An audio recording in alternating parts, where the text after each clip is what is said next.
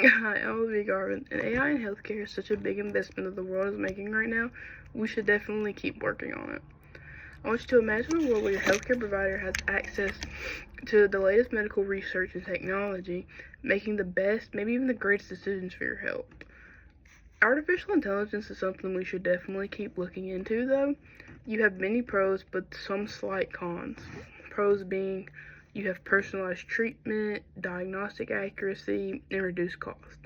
Now, the small cons I said could be dehumanization, privacy, and job displacement, which they're small problems that could really be fixed easily. AI diagnostics, they're more accurate this way by using AI. You you have this study from Estiva in 2017 where AI achieved 90% accuracy over the dermatologist on a skin test for cancer. And that's crazy that, and they got it back faster because you're having improved scans, you're having EGs and cancer diagnosis so much faster than you would by a dermatologist. So that's just one big advantage. Another one being the personalized treatment. AI can read genetic data better than we can. So it's like if somebody scanned you, wanted all your information, and they basically have it on a platter. And it's tailoring that information to get you the best medicine and treatment than a human could. And it's just, why do it the hard way when you can do it the easy way, you know? Another con I say is the reduced cost. You have all these costs and expenses just to come in to see if there's something major or minor wrong with you, when if I'm using AI for things like that, 150 billion is being reduced. Like, that's how much money we're saving and it's taken away from healthcare. And we could put that in the economy, especially when inflation is as crazy as it is. I think that is that's like probably the biggest advantage ever from AI in healthcare, is that you're having saved all that money from healthcare. You're improving the access to healthcare as well when it comes to AI. When people live too far from a healthcare facility, or maybe even people who can't really afford to get there or have the best, you can use AI. You can tell it what's wrong with you, how you're feeling, and you're gonna get that instantaneously. Some places you might get it on a regular time, like you would a regular healthcare facility, like actually going to the doctor's office or the hospital. But it's even better than having to make, say, a hour drive to a hospital or a doctor when you can do it from your phone or computer, you know? Another big thing is the concerns. This is where people are drawing the line. When it comes to privacy, people don't like their data being out there in the world. They don't want people to know every little thing about them, which is something that could be fixed. That's something where you need to draw the line where because AI learns from who's using it.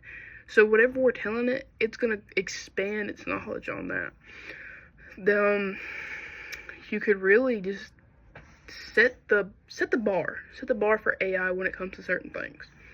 Another big concern would be the job displacement. I think that when you're using AI in a healthcare facility, you're not using it to take the entire job from someone. It's more as the person doing the job is having another assistant. It's having a backbone, you know? It's like Santa's little helper, if you want to put it that way. It's making everything a lot easier, so I don't see why job displacement is a problem. Then there's another bigger issue, which would be the dehumanization, which I totally understand that one. Even though I agree that AI should be in healthcare, this is also a big part that kind of would tear somebody between it.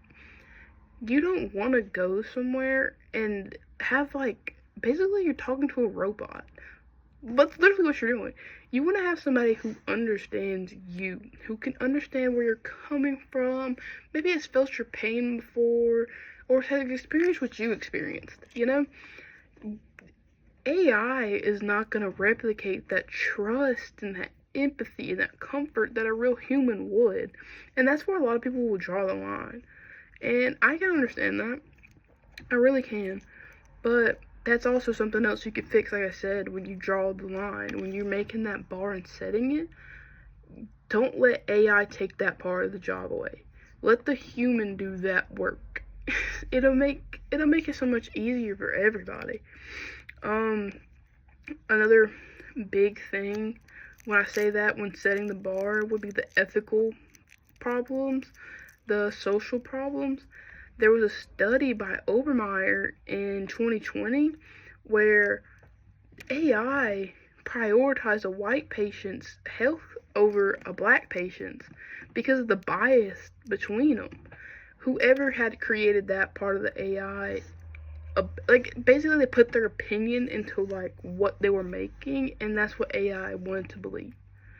When you're setting that bar, you have to scope through so many challenges just to figure that out. And all in all, to say, AI might have a few risks. You just have to be willing to navigate through them and find the challenges that you're going to have to face.